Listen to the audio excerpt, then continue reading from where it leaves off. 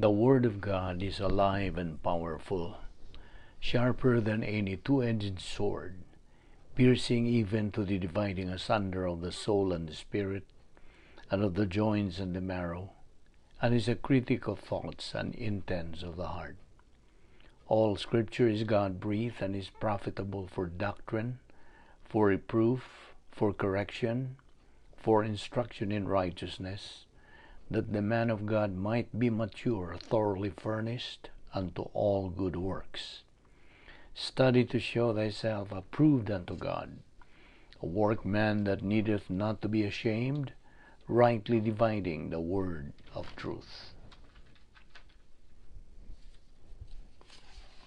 Preach the word, be ready in season and out of season. Reprove, rebuke, exhort with great patience and instruction. For the time will come when they will not endure sound doctrine, but wanting to have their ears tickled, they will accumulate for themselves teachers in accordance to their own desires, and will turn away their ears from the truth, and will turn aside to myths. Always give yourselves fully to the work of the Lord, because you know that your labor in the Lord is not in vain. As we labor in the Lord faithfully, we wait patiently on the Lord, who makes things grow.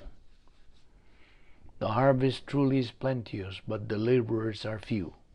Pray ye therefore the Lord of the harvest, that he will send forth laborers into his harvest. And let us not be weary in well-doing, for in due season we shall reap, if we faint not. For I am not ashamed of the gospel of Christ, for it is the power of God unto salvation to every one that believeth, to the Jew first, and also to the Greek. For therein is the righteousness of God revealed from faith to faith, as it is written, the just shall live by faith. Your word is a lamp unto my feet, and a light unto my path. And my people who are called by my name humble themselves and pray and seek my face and turn from their wicked ways. Then I will hear from heaven, will forgive their sin, and will heal their land. My son, do not forget my teaching, but let your heart keep my commandments. For length of days and years of life and peace they will add to you. How happy are those who hear the word of God and obey it. If ever the world needed encouragement, now is that time. If ever individuals needed hope, it is at this time. God in His mercy has placed the Vic Balbido evangelistic ministry as one of the means to deliver His message of hope and comfort in the midst of the deplorable global situation. The Bible stands as the only true message of hope and comfort. It alone carries the words God has written to mankind for our salvation and our peace. Before we continue our Bible study this morning, the next few moments are devoted to silent prayer. You have the privacy of your priesthood, the option of rebound if necessary, to ensure the filling of the Holy Spirit for the perception and metabolization of Bible doctrine. You also have the opportunity of blotting everything else out except concentration on the teaching of the Word of God. In preparation, therefore, for our study, let us pray. Let us pray. Most gracious Heavenly Father, we thank Thee for the privilege of being sustained logistically in this, the devil's world, and for the privilege and the opportunity of fulfilling the most exciting and unusual plan of all human history. We are grateful to You, Father, that we live in the church age and in no other dispensation where we have been given so much and where the significance of the ordinary believer is beyond measure. We now pray that God the Holy Spirit will challenge us regarding the things that we note, for we ask it in Christ's name. Amen. Well, good morning or good afternoon, as the case may be. We are here once again in good health, and we are alert with a clear mind. We are alive. We're still breathing, all because of God's mercy, love, courtesy, and grace.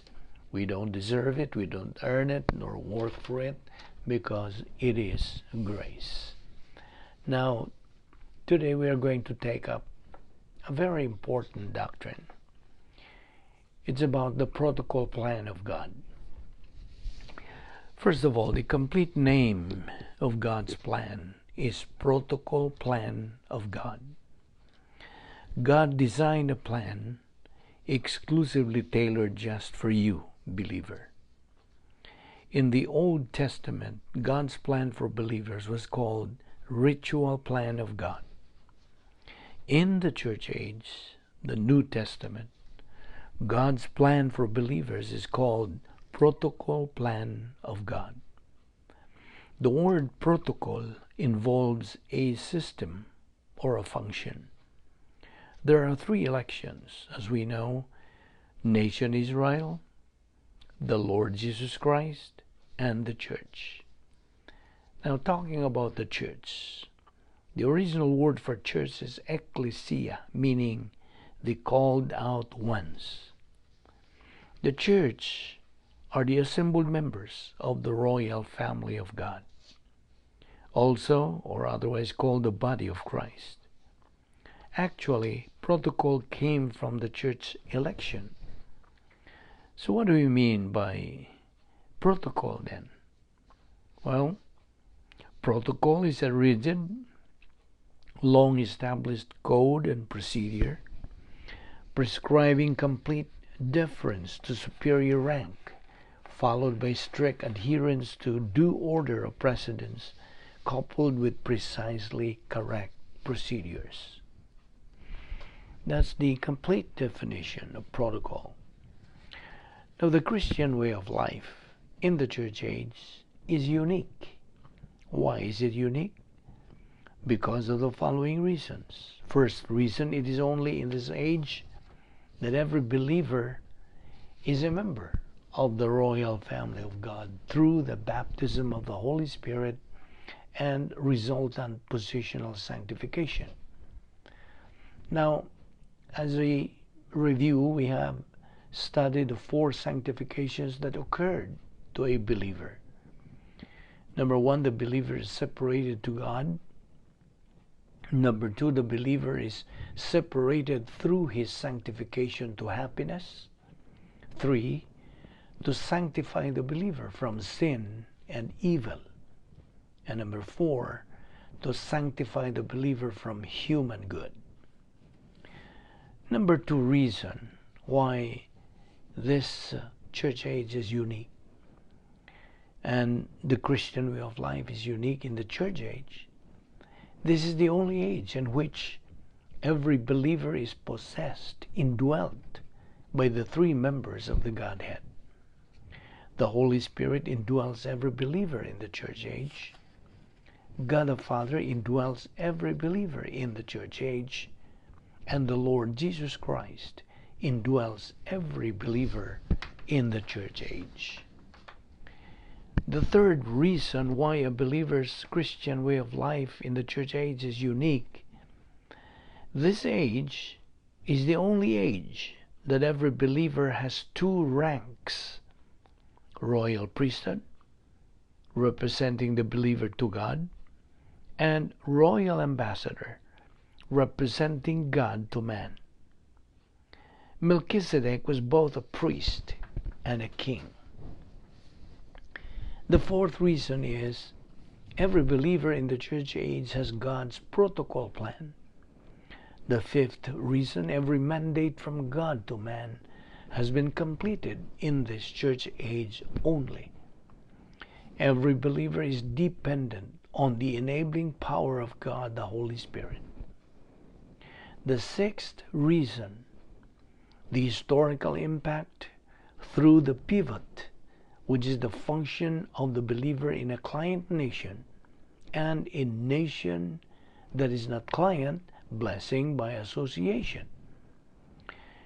The seventh reason, the unique life of a believer comes from the unique escrow blessings that he receives.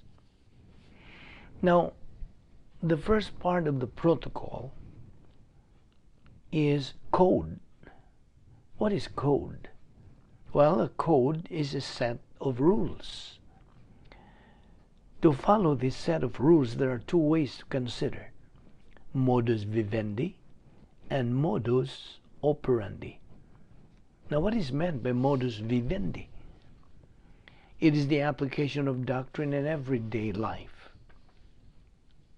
What is meant by modus operandi?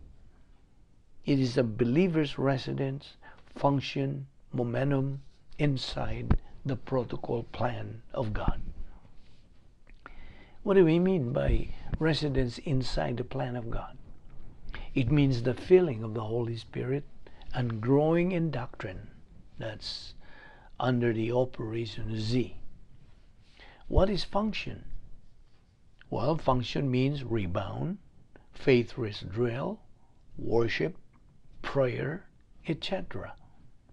And what is momentum? Well, momentum is the result of residence and function, spiritual growth.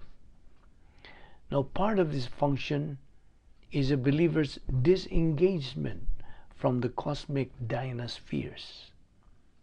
Now, there are two dynaspheres of the cosmic system: cosmic dynasphere 1 and cosmic dynasphere 2. Now, the next question is, what is the true Christian way of life? It is only by residing inside the divine dynasphere, fulfilling the plan of God. Furthermore, the true Christian way of life is a supernatural way of life, and as such, it demands a supernatural way of execution. When a believer resides in CD1 or arrogance complex, he is grieving the Holy Spirit.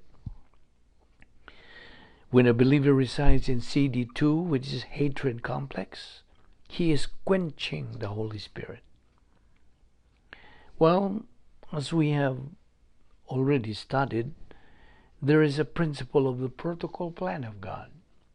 And here it is: a right thing done in a wrong way is wrong. A wrong thing done in a right way is wrong. A wrong thing done in a wrong way is wrong. A right thing done in a right way is right. A person who does not recognize authority will not be able to fulfill the plan of God. When a believer is arrogant, he is also self-righteous.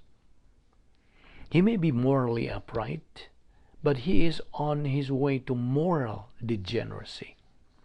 He may also be immorally degenerating. Give you an example, or examples. We have criminals, thieves, drunkards or alcoholic, murderers, etc. There are ways or categories to solve the problem on authority.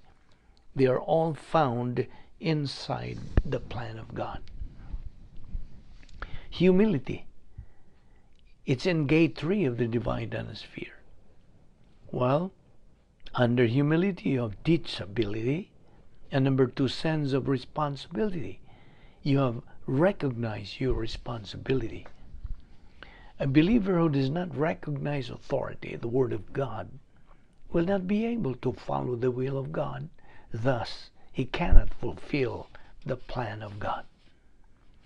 The plan of God is divided into 4 insofar as a believer's spiritual growth is concerned. Gate 1, infant. Gate 2 and 3, teenager. Gate 5 and 6, adolescent. And gate 7 and 8, mature. When a believer resides in the CD or cosmic dynasphere, three things happen to him. Number one, he has no spiritual freedom. Number two, wrong priorities. Number three, wrong and false scale of values. The result of the three things I just mentioned is that a believer is a loser. Principle. When a believer is a loser, it is he himself who makes himself a loser. But when a believer is a winner, it is God himself who makes him a winner. Every moment of our life, we are waging a fight. We have to make a choice. Either stay inside the divine dynasphere or at the cosmic dynasphere. Now here are names of a believer when he resides in the cosmic dynasphere. Number one, double-minded person, James 1:8. Number two, enemy of the cross, Philippians 3:18. Number three, enemy of God, James 4:4. Number four, hater of God, John 15:23. Number five, Antichrist, 1 John 2:18. Number six, carnal, Romans 8:7. And number seven, disciple of Satan, 1 John 3:8 and 10. When a believer resides in CD1, he grieves the Holy Spirit. When a believer resides in CD2, he quenches the Holy Spirit. Furthermore, God's policy is grace, but Satan's is evil. Now, let's focus our attention on that word, grace. Grace, as we know from doctrine, is all that God is free to do for man on the basis of what Christ has done at the cross. To understand grace, a believer has to study and learn Bible doctrine so he can appreciate God and His plan to the maximum. Because perception and application of Bible doctrine is the thing that opens up the richest treasure in the universe. Bible doctrine is the thinking of God, the mind of Christ. 1 Corinthians 2:16. The Bible is designated as the Word of God, Hebrews 4:12. It is the voice of the Holy Spirit, Hebrews 3:7.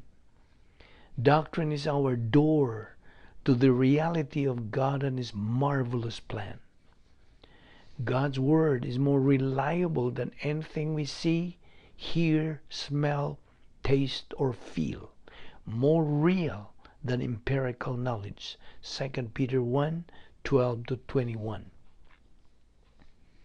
Bible doctrine pre-existed the human race, Proverbs 8, so that through the generosity of logistical grace, God makes available to us the wisdom of the ages. During the church age, God reveals His essence and plan only through His written word, the completed, inerrant canon of Scripture. Now get this. Our attitude toward doctrine is our attitude toward God. If we pursue doctrine, we love God. If we listen to Bible teaching only at our convenience or when we are in trouble, then we ignore and insult God despite our pious pretenses. The one form of worship that gives meaning to all other expressions of worship is the perception and application of doctrine. Without a thorough growing knowledge of doctrine, any alleged worship of God becomes ritual without reality. Hebrews 10:1-4. God's grace enabled David to learn doctrine, which gave him capacity to appreciate and delight in the essence of God. God's person is who and what He is. His divine essence, the perfect coalescence of all His attributes. God has attributes, but God is a person. David makes one of the most dramatic statements in all of Scripture when he said, "Because you have magnified your word, doctrinal teaching, over your reputation." Psalm 138, 2c. God Himself elevates Bible doctrine above all else, above even His own name. In no other way can we approach Him, understand Him, or fulfill His plan for our lives. Bible doctrine is more important than the food we eat or the air we breathe. Divine blessings in both time and eternity are distributed according to the believer's understanding of doctrine. Isaiah 53:12. Perception and application of God's Word generates spiritual momentum in the Christian's life. Furthermore, we are able to understand spiritual truth only when filled with the Holy Spirit. As doctrine accumulates in our soul, the Holy Spirit uses that doctrine to increase our capacity to understand more doctrine. The more you learn, the more you can learn. Doctrine builds on doctrine. Truth indeed shall make a person free. John 8:32. And it conquers all. Vincit omnia veritas. Well, perhaps you still have doubts about the way of salvation. I encourage you to keep praying and searching the Scriptures by attending and joining a church where the Bible is being taught by a grace-oriented doctrinal pastor-teacher. We want you to know that we are members of the mystical body, the church, and we need each other. God mandates every believer in Jesus Christ to grow in grace and in the knowledge of our Lord and Savior Jesus Christ, 2 Peter 3:18. The gospel is good news, not just a good advice. The good news is that we can be forgiven and be delivered from God's wrath to come, the lake of fire. The bad news is that we are all sinners. Salvation always has been, always is, and always will be by faith alone in the Lord Jesus Christ alone. Believing in God is not even the means of salvation. It is believing in the Lord Jesus Christ as Lord and Savior. Our Lord in John 14:6 says, "I am the way, the truth, and the life. No one cometh unto the Father but by me." Salvation is acquired by any person by faith alone in Christ alone. The only faith that saves is faith plus nothing. Believing that the Lord Jesus Christ died on the cross is history. But believing that the Lord Jesus Christ died on the cross for you is salvation. Man is saved only by faith, not by works. As what Ephesians 2:8 and 9 says, "For it is by grace you have been saved through faith. And this not from yourselves, it is the gift of God, not by works, so that no one can boast." You see, if man could work for salvation, two things would be true. Number one, that God would owe it to him. Number two, that the believer somehow could brag that he had to earn it from God. I repeat, man is and can only be saved by faith and not by works. Galatians chapter 2 verse 16 says, "Knowing this, that man is not justified by the works of the law, but by faith in Jesus Christ. For by the works of the law there is no flesh that is justified in his sight." In fact, salvation is God's gift to man. Ephesians 2:8 and 9. That gift can only be received by faith in the Lord Jesus Christ. You see, faith is a non-meritorious human perception.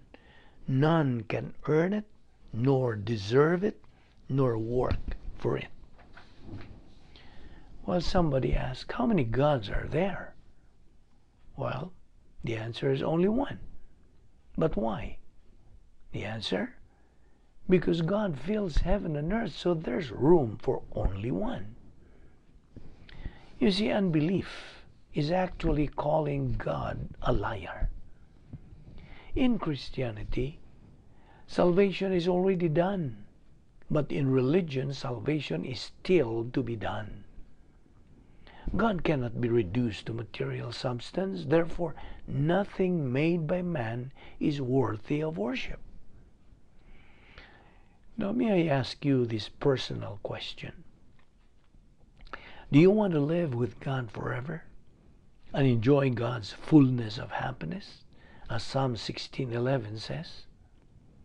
Do you want to be very sure of your salvation and be very sure that should you die today, without any shadow of doubt, you're going to be face to face with God in a place where there is no more sorrow, no more pain, no more suffering, no more death, because the old things are passed away? If so, all you have to do is to believe in Jesus Christ as your personal Lord and Savior. God did not have to provide salvation. He did provide it out of His own choice. That is under the doctrine of soteriology. Now, salvation. What is salvation? Answer: salvation is a rescue. A rescue from where and from what? It is a rescue from man's deplorable and miserable state, total separation from God, because he is a sinner. As Romans 3:23 says, for all have sinned and come short of the glory of God. Romans 3:10 also says, there is none righteous, not even one.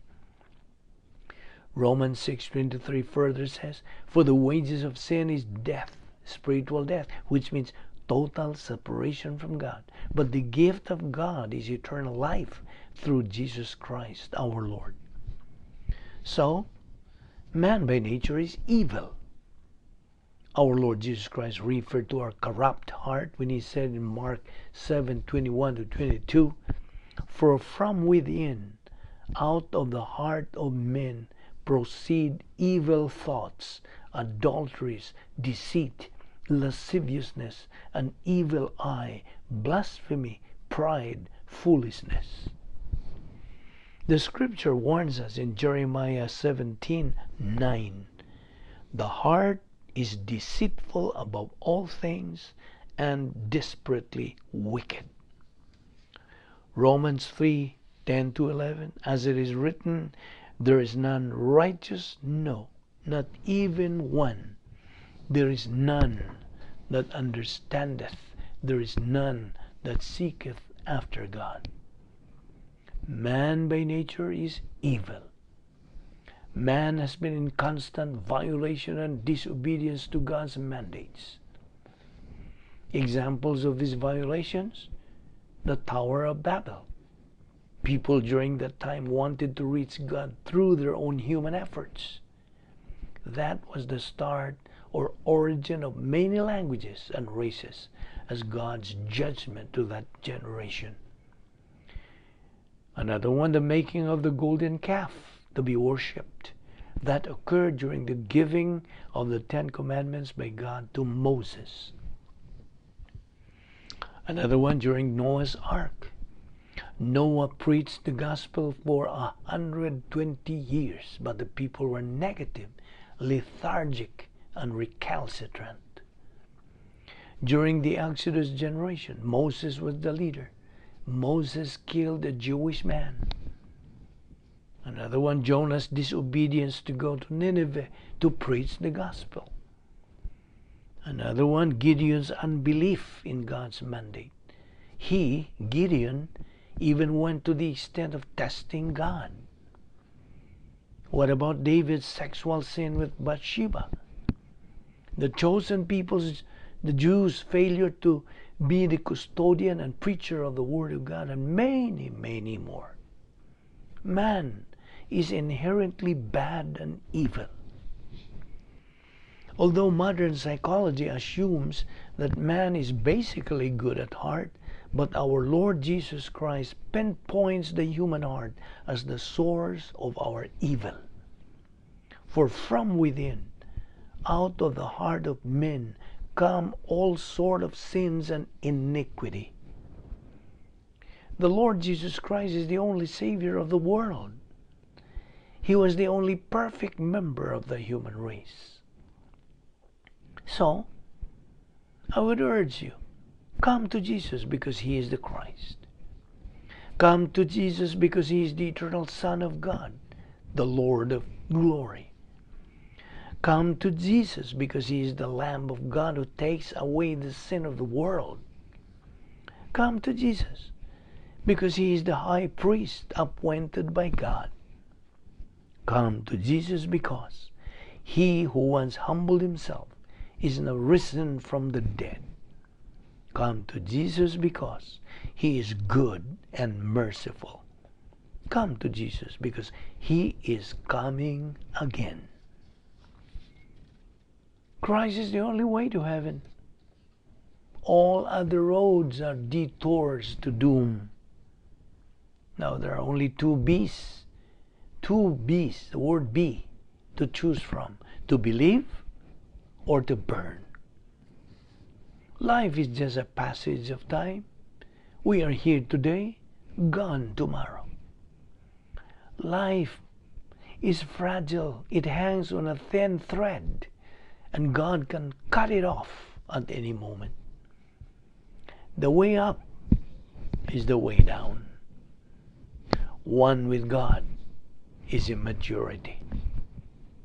Every time God promises a thing, that thing is always guaranteed. Believing that the Lord Jesus Christ died on the cross is history. But believing that the Lord Jesus Christ died at the cross for you is salvation. I repeat, salvation always has been, always is, and always will be by faith alone in Christ alone. Acts 4:12 declares, salvation is found in no one else, for there is no other name under heaven given to men by which we must be saved. Man is saved only by faith, not by works. Ephesians 2:8-9 says, for it is by grace you have been saved through faith, and this is not from yourselves, it is the gift of God, not by works, so that no one can boast.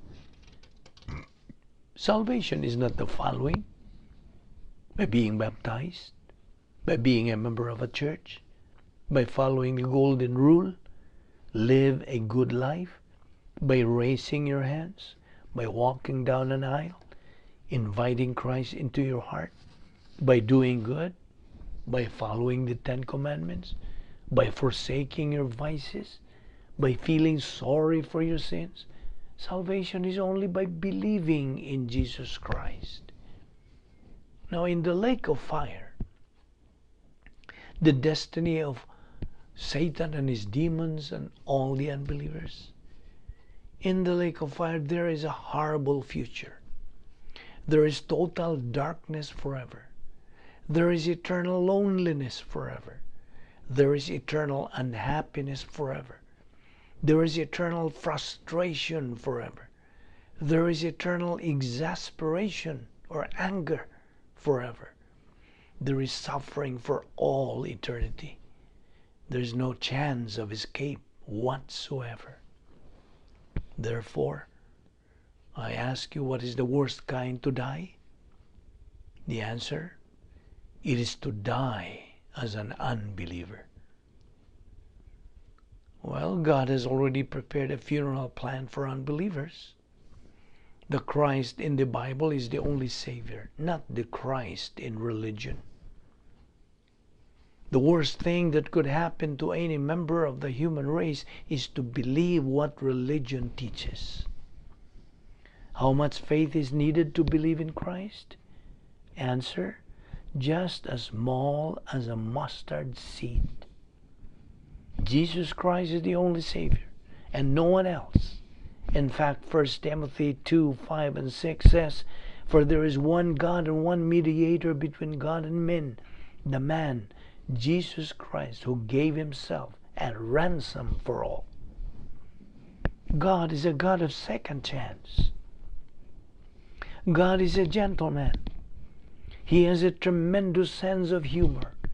He honors man's choice or use of his volition.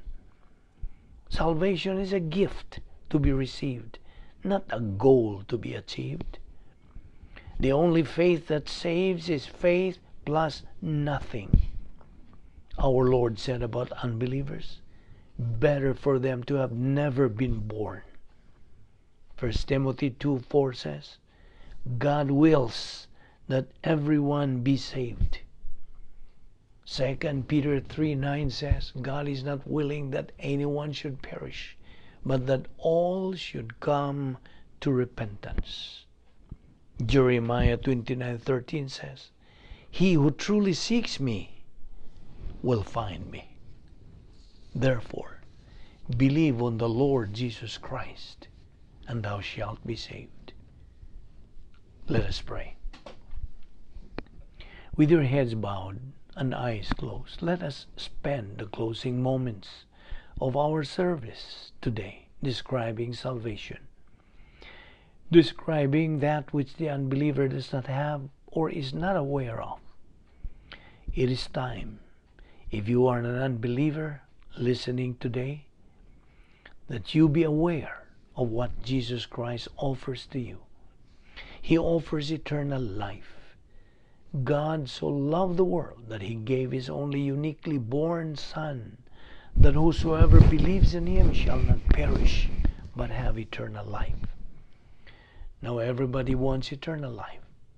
So if you want it for real, if you want the eternal life that God promises, you must understand how Christ brings it to you. First of all, He appeared as God and man. That's who Jesus Christ is. And then He came for one single purpose, and that was to die for you.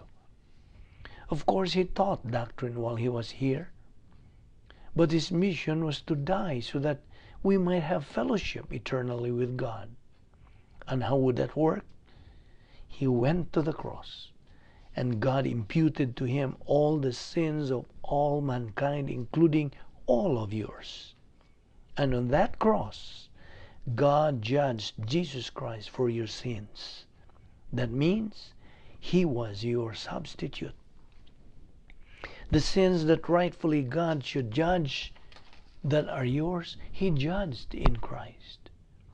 So now your sins are not a block. They are not an issue when it comes to your relationship with God. Christ took care of that. And so, because He did, there is a simple way to receive eternal life. Because of Christ, all you have to do is accept His work, accept His person. Christ did it all for you. So, as Ephesians 2:8 and 9 says, we've been saved by grace through faith. This salvation is not of yourselves, it's a gift of God, not of works, lest anyone should boast. That simply means, right where you sit right now, you can believe in Jesus Christ. You can say, Father, I accept the gift that you are giving to me through the Lord Jesus Christ. And that's the moment of your eternal future. I pray then that you give this great consideration because it is your life. And you must know what you're headed for, eternal condemnation or eternal life. The choice is all yours. Let us pray. And now, Father, we thank you for the clarity of who we are and what we must be, what you require of us. And we pray that as we continue in our temporary life here on earth, we will keep in mind what our priorities are, never forsaking or leaving them, and never becoming anything less than salt that is a savor. We ask all this in Christ's name. Amen.